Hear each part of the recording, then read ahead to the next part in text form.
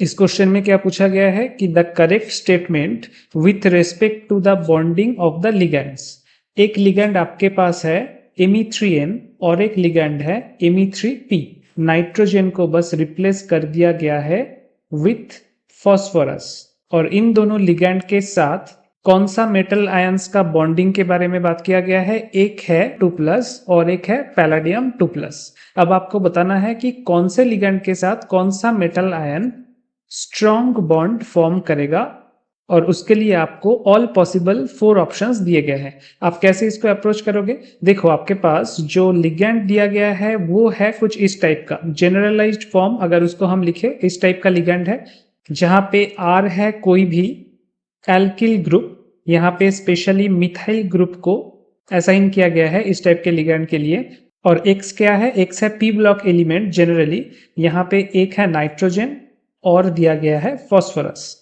अब R3X किसके साथ बॉन्ड फॉर्मेशन करेगा? एक मेटल आयन के साथ बॉन्ड फॉर्मेशन करेगा M2+ ऑक्सीडेशन स्टेट में जो मेटल आयन एग्जिस्ट करता है। कैसे बॉन्ड फॉर्मेशन करेगा?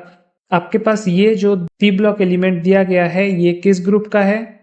ग्रुप 13। ग्रुप 13 में है nitrogen, phosphorus, arsenic, antimony and bismuth. और ग्रुप 13 का जनरल इलेक्ट्रॉनिक कॉन्फ़िगरेशन है NH2NP3।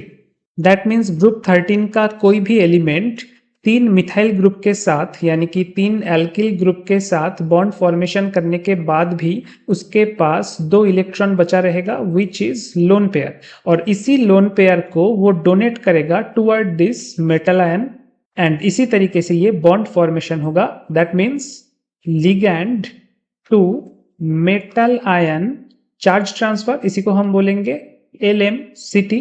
अब LMCT के अंदर हमें जाना नहीं है, हमें बस बताना है कि X अगर आपके पास है नाइट्रोजन और फॉस्फोरस और मेटल आयन अगर आपके पास है बेरिलियम एंड पैलेडियम, तो कौन सा मेटल आयन किस लिगेंड के साथ स्ट्रॉन्ग बॉन्ड फॉर्म करेगा?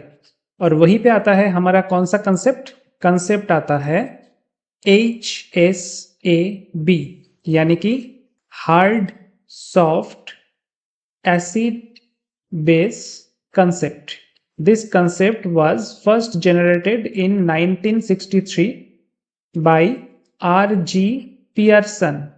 इसीलिए बहुत बार इसको पियर्सन कंसेप्ट भी कहा जाता है। R.G. पियर्सन के अकॉर्डिंग हार्ड एसिड हमेशा रिएक्शन करेगा हार्ड बेस के साथ और सॉफ्ट एसिड हमेशा प्रेफर करेगा सॉफ्ट बेस के साथ रिएक्शन करना। अब हम पहचानेंगे कैसे कि कौन सा हार्ड एसिड है कौन सा हार्ड बेस है? इसके लिए क्या क्राइटेरिया हमें देखना पड़ेगा? 2 क्राइटेरिया। क्राइटेरिया नंबर 1 साइज और criteria number 2 charge on the element.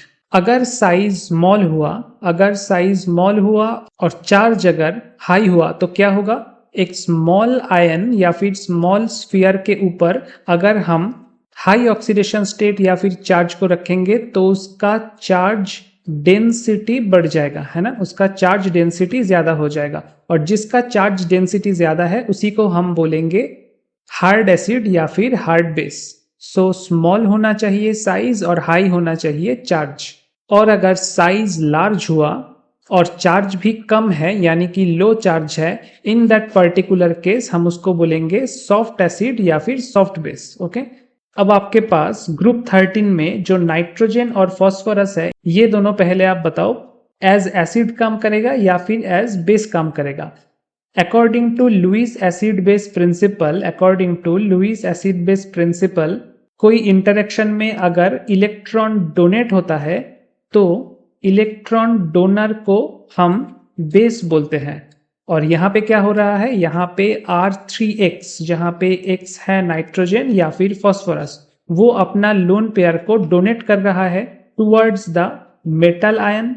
तो X क्या हुआ? Obviously X is a base, तो यहाँ पे नाइट्रोजन भी बेस है, फॉस्फोरस भी बेस है। अब बताओ कि इनमें साइज किसका स्मॉल है? ऑब्वियसली ग्रुप 13 में या फिर कोई भी ग्रुप में आप जब ऊपर से नीचे जाओगे तो साइज क्या होगा? साइज इंक्रीज होगा, यानी कि फॉस्फोरस का साइज नाइट्रोजन से काफी बड़ा है, और नाइट्रोजन का साइज अगर कम है तो नाइट्रोजन के ऊपर जो लोन पेयर है उसका charge density around nitrogen atom क्या होगा, ज्यादा होगा, और इसी को हम बोलते हैं हार्ड बेस।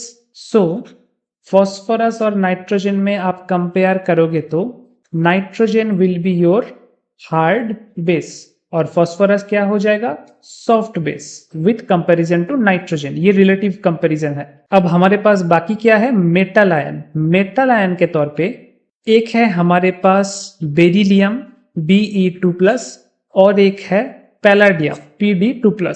बेरिलियम कौन से ग्रुप में आता है, ग्रुप 2 में, जहां पे बेरिलियम है, उसके बाद है मैग्नीशियम, कैल्शियम, फिर है बेरियम, स्ट्रोंशियम एंड रेडियम, यह है ग्रुप 2। और पैलाडियम कहां पे है, पैलाडियम है ट्रांजिशन मेटल में, ग्रुप 10 में, निकेल के नीचे जो है, निकेल, पैलाडियम एंड प्लेटिनम। अब यहाँ पे एक चीज आप देखो, हम जो बेरिलियम 2+ और पैलाडियम 2+ को कंपेयर कर रहे हैं, ये दोनों ही एज एसिड रोल प्ले कर रहा है in the metal ligand interaction, क्योंकि मेटल 2+ आयन इलेक्ट्रॉन को एक्सेप्ट करता है and according to Lewis acid base theory electron acceptor is known as acid. तो अगर हम एसिडिटी का हार्डनेस सॉफ्टनेस कंपेयर करने जाए तो हमें क्या देखना पड़ेगा, साइज नोटिस करना पड़ेगा। Now palladium is larger than beryllium और दोनों में ही चार्ज कितना है, ऑक्सीडेशन स्टेट 2+ है। ऑब्वियसली चार्ज डेंसिटी किसका ज्यादा होगा, बेरिलियम 2+ का ज्यादा होगा। तो according to HSAB principle beryllium हो जाएगा हार्ड एसिड, ठीक है। तो पैलाडियम क्या हो जाएगा कंपैरिजन में, सॉफ्ट एसिड। अभी अभी हमने निकाला था कि नाइट्रोजन क्या है, नाइट्रोजन एक्ट करता है as hard base and phosphorus क्या था, सॉफ्ट एसिड। तो ऑब्वियसली रिएक्शन होगा हार्ड एसिड के साथ हार्ड बेस का एंड सॉफ्ट एसिड के साथ सॉफ्ट बेस का। तो आंसर क्या लिखोगे आप, आंसर होगा कि जो Me3N है that ligand will make a strong bond with beryllium 2+, और जो दूसरा लिगैंड है फॉस्फोरस वाला वो स्ट्रॉन्ग बॉन्ड फॉर्म करेगा पैलाडियम 2+ के साथ। ऐसा ऑप्शन कहां पे है आप देखना, ऑप्शन नंबर 3 में आपको मिल जाएगा, ठीक है। और कौन कौन सा आयन सॉफ्ट और कौन कौन सा आयन हार्ड है उसको आप यहां से नोट डाउन कर सकते हो। यहां पे लेफ्ट हैंड साइड में है hard acid, right hand side में है सॉफ्ट एसिड्स, और नीचे का जो लिस्ट है उसमें लेफ्ट हैंड साइड में है हार्ड बेस और राइट हैंड साइड में है सॉफ्ट बेस। ये एक बार आप नोट डाउन कर सकते हो आपके फ्यूचर रेफरेंस के लिए।